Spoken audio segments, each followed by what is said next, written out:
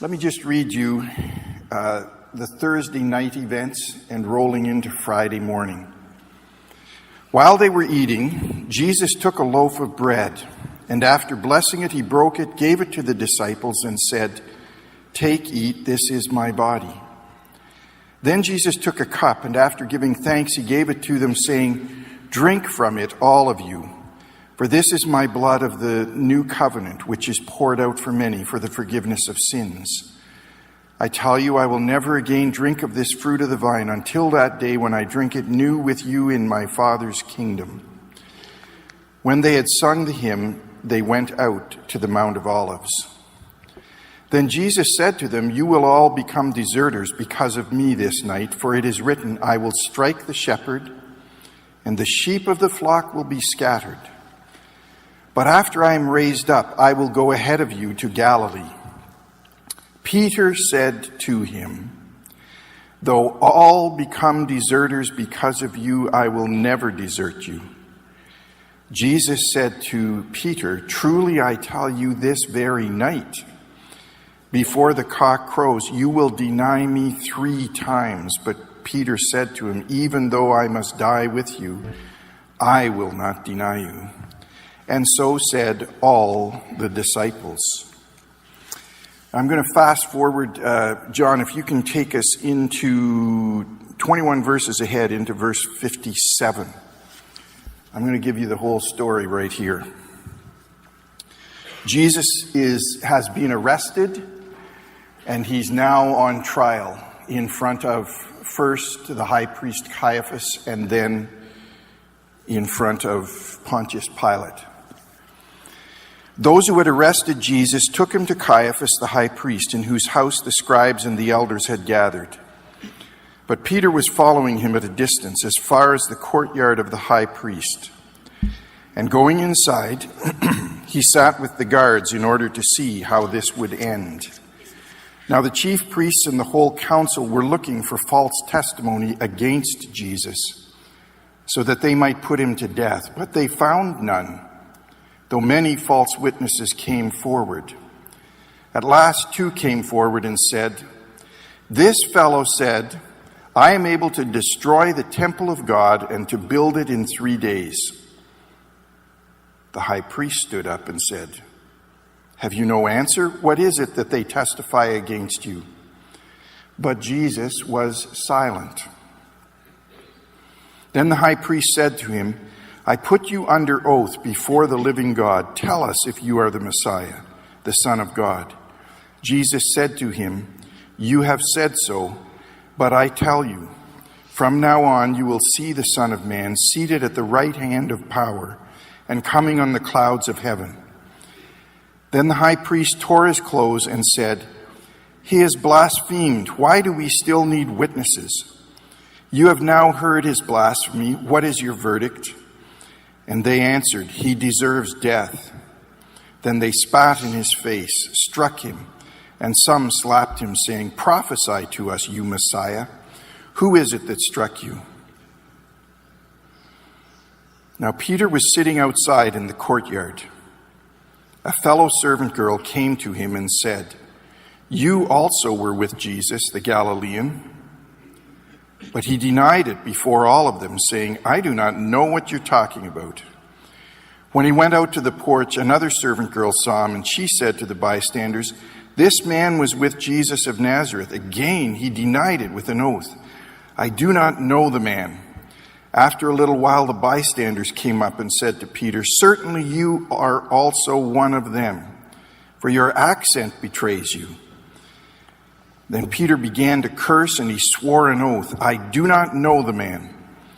At that moment, the cock crowed. Then Peter remembered what Jesus had said, "Before the cock crows, you will deny me 3 times."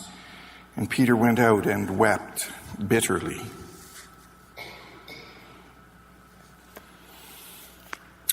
This is part of the gospel. It's not all of it, but it's the real story. Thanks be to God for it. I want to talk about Peter. Peter, the rock, caved and crumbled. The literary critic Eric Auerbach was fascinated by this little exchange between Peter and this serving girl. Depending on whose gospel you read, it was one girl who asked the question 3 times, or the account I read, Matthew, it was 2 different girls, and the crowd who kind of ganged up on Peter. This literary critic says, there's nothing like this in classic literature, in all of the Greek plays. It's unheard of for a simple, ordinary, low-level character to have this kind of impact and power. In classical literature, common, ordinary people like serving girls or fishermen are invariably represented as comic figures, buffoons, or just insignificant, invisible. But here, in this conversation between Peter and this serving girl in the courtyard, we have high drama, and really we have tragedy. Let me set the scene really fast. It's late at night toward the end of this Holy Week. It's after the Last Supper. Jesus is arrested and on trial. And out in the darkness in the courtyard, another trial is taking place. And though we don't know much about her, it's this servant girl. Peter dismisses her at first. He says, "Woman, you don't know what you're talking about." But she really crushes him. And he ends up doing exactly what he promised he wouldn't. And he ends up crying in the darkness. Sometime before this, on a much brighter summer day, Jesus had asked, "Who do people say that I am?" And he had all his disciples there. And it was Simon, the boisterous fisherman, who put up his hand first and said, "You're the Christ, the Son of the living God." That's earlier in all the synoptic Gospels. Simon. And on that declaration, Jesus renames him. He calls him Petros, in Greek, Petros, which translated is rocky. And Jesus says, on this rock, it's a great pun, it's a great double entendre meaning. Jesus cracks a joke, but he says, on this rock I will build my church. Peter's declaration, "You are the Christ, the Son of the living God." And when they were all seated around the table in the warmth of the upper room, when Jesus had predicted that they would all fail him, Peter, rocky, now blurts out, "I won't. All these other losers, but I'm with you all the way." But in the darkness of this dangerous week, with the soldiers on the prowl and this impudent servant girl interrogating him publicly, Peter appears as anything but a rock. He crumbles, he caves. The impact of this interrogation, I think, changed Peter and changed history. There she stood before the best that Jesus could raise up, the premier disciple, his number one man. Peter's final test, and he fails miserably. Can you remember some time when you really failed? And I guess I'll push it and say publicly, humiliated, embarrassed. I thought about it this week, and I remembered an experience that made me cringe. Late fall, it was in November, on a muddy football field. We had finished first, and we had a bye into the playoffs. We were playing Western if they won, coming ahead, but we had this bye week, and so the coaches had some fun with the team, and I was a rookie, and they put me in a drill against the number one defensive lineman on our team. Now, at that point, I was 6'2", about 190, decent size, in good shape, but they put me in against, and I'm not kidding, his name is Nick Drakich.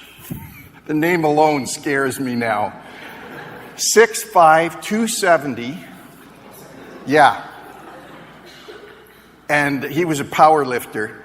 6 months later, he was in the Saskatchewan Rough Riders training camp, suiting up in the CFL.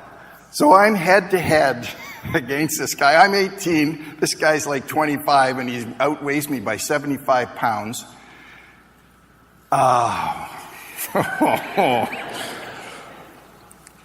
It's embarrassing to remember this. He crushed me. I mean, just complete destruction. And he could have really finished the job if he just danced on my prone body, because it was embarrassing. My teammates, I could hear them snickering, and the coaches were just sitting there going like this. And they made us do it again. I mean, they worked on me, said, "Come on, James, get in there, hit this guy." I hit him as hard as I could, and it was just boom. Complete, public, humiliating failure. And in that culture, it was humiliating. When we got back in the dressing room, I mean, everybody knew who the power guy was, and I just was sitting there in the corner. It was embarrassing. Can you remember a time when you were publicly embarrassed and humiliated? Complete failure? Don't dwell on it. Let it go. I'm still trying. It's 38, 40 years, and I'm still trying to let it go. Later on in this service, I'm going to ask you to affirm your faith. We're going to recite a creed. It's going to be on screen. What do we believe? Well, here's what we believe. I'll have it up there in a minute. But here's the thing. It's easy to affirm our faith and swear to a creed when we're here in the safe confines of a church, this fortress of faith. But then we go out of here, and it's out there where the real exam is. And the faith we've had in private in here is forced to go public. And that's a different story. The impact of those testing interrogations. Jesus had chosen Peter as his disciple, and he's clearly depicted as the chief disciple in the Gospels. And Jesus had nicknamed him Rocky and said he would build his church upon Rocky's declaration, "You are the Christ, the Son of the living God." Well, I guess Jesus got it wrong. Look at Peter now, Rocky. All of his great declarations of faith wither in the face of 3 questions thrown at him by servant girls. He's put to the test, and he fails miserably. Earlier this week, I started reading a book by Andy Stanley of Atlanta. His book's about, listen to this subtitle, I love it. Creating churches non-church people love to attend. That's a great goal. And I hope we keep trying to do that here. Creating churches, creating a church, non-church people love to attend. That's a digression. Andy Stanley, near the beginning of his story, he tells about a dark time in his life. His parents were divorcing. The congregation he served was splitting, and he was getting pressure and criticism from many people. Listen, I'm going to read directly from the book. I was venting to my counselor about how wrong everybody else was and how right I was. When I finally stopped to breathe, Steve, counselor, said, "Andy, let me ask you something. How do you think you would have responded if you were one of Jesus' other disciples and had heard Peter denying even knowing Jesus?" Before I could think, I heard my voice saying, he would be out. And then Andy writes, "From the heart the mouth speaketh, there was my heart, angry, judgmental, self-righteous. Steve smiled and asked his second question. And how did Jesus respond? Realizing it wasn't good form to protect yourself by refusing to answer your counselor, I said, Jesus actually put him in charge of the entire enterprise.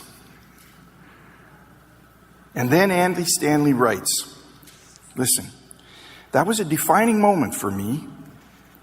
I looked in the mirror and caught a glimpse of something I had never seen, and I hated what I saw. Faced with the judgmental, mean-spirited condition of my heart, I was desperate to change.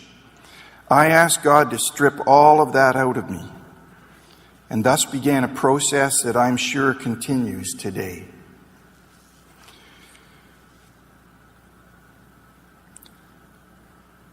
I think the defining moments like that come to all of us, not just Andy Stanley or the disciple Peter.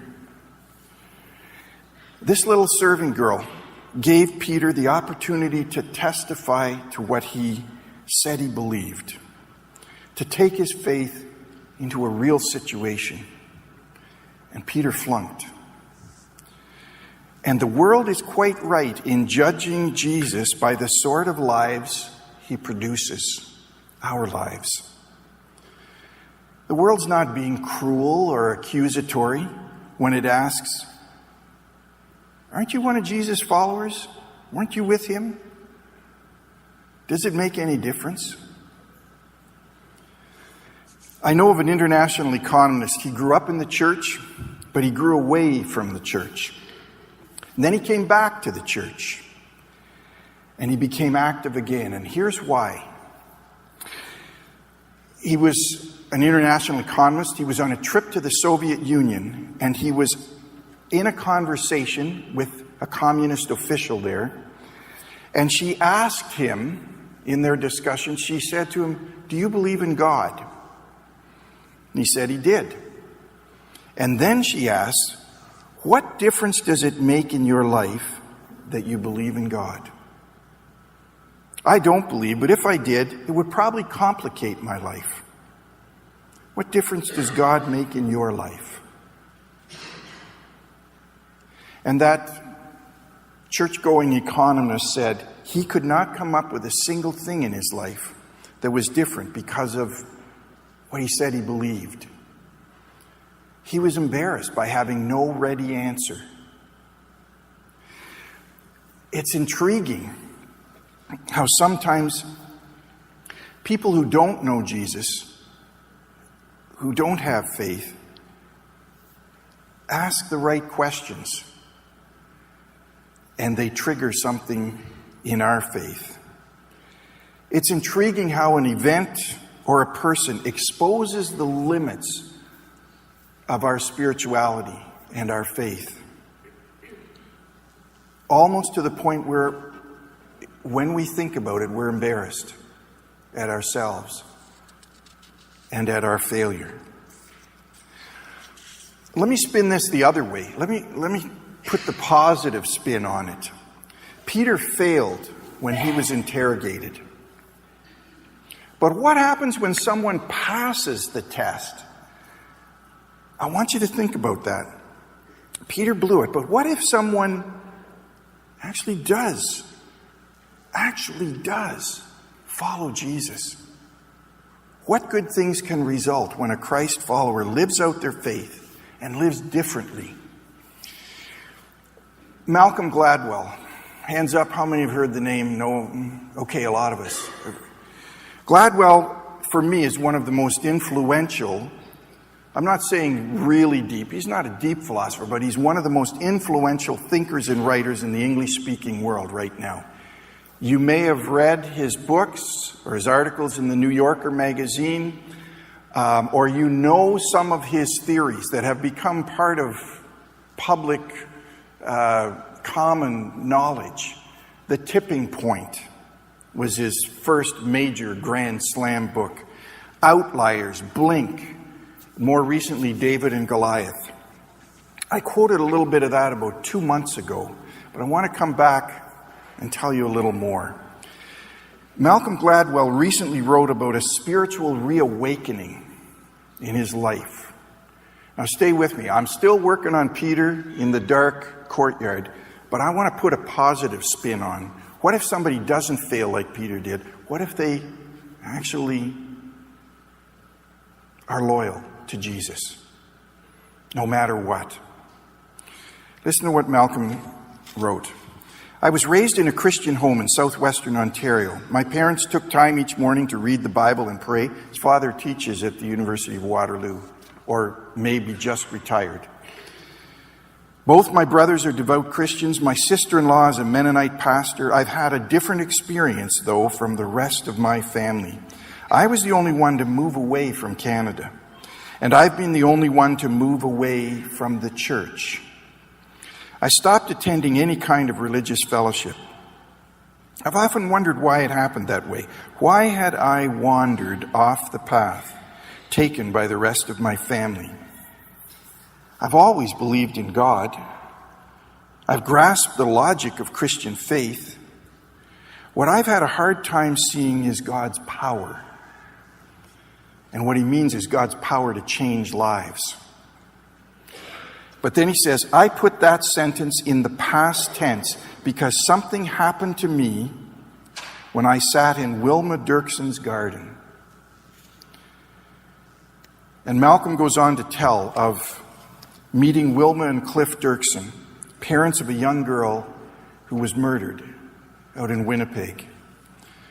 They were Christ followers and severely tested. For them, it was the examination of a lifetime to have their 15-year-old daughter killed by a serial murderer. And the first thing the Dirksens did after their daughter's body was found was to stand up at the press conference and talk about the path of forgiveness.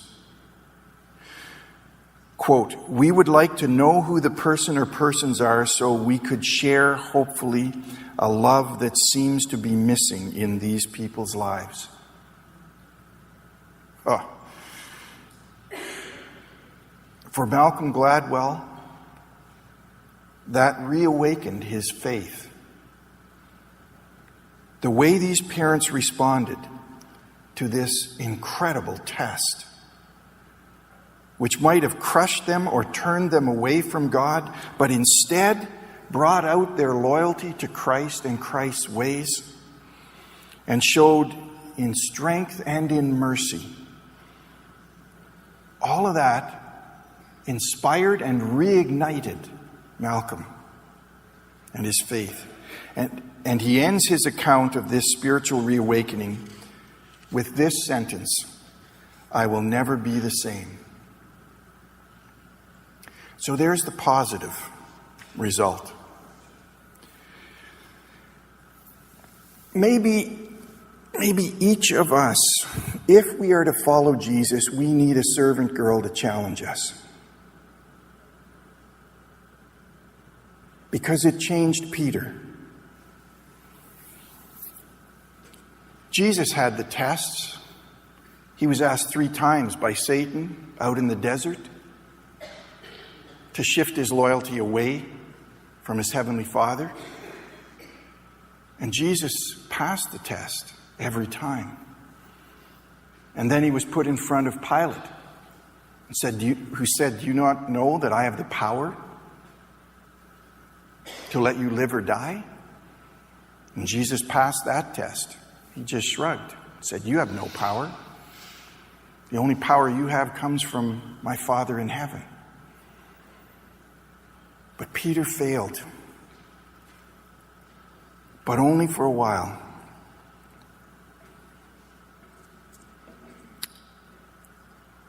Peter was restored. He came back. Tradition has it that at the end, Peter paid for his faith by being crucified upside down. Jesus had restored him 3 times, and he did become the rock, unshakable. I expect as we all go forth from the safe confines of this fortress of faith,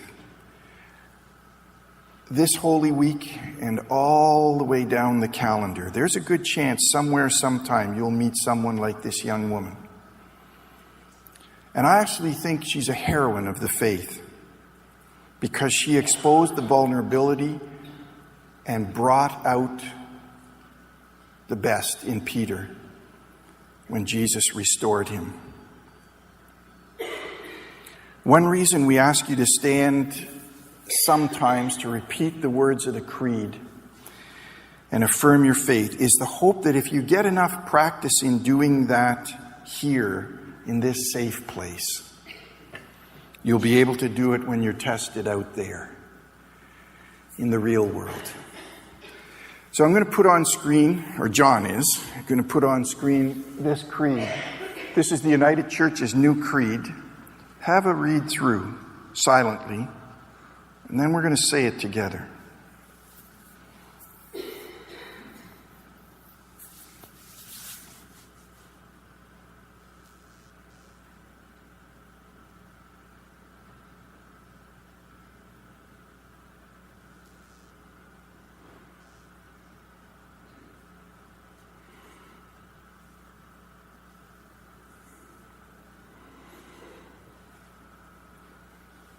That's what we believe in the United Church and in a lot of churches. We word it differently. I mean, you can go to a Presbyterian church or a Catholic church and it'll be worded differently, but basically that's what we believe.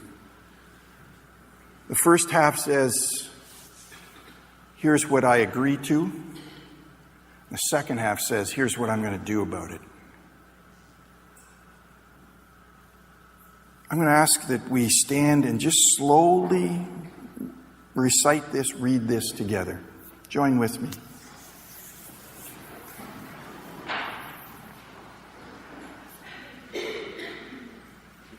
We are not alone. We live in God's world.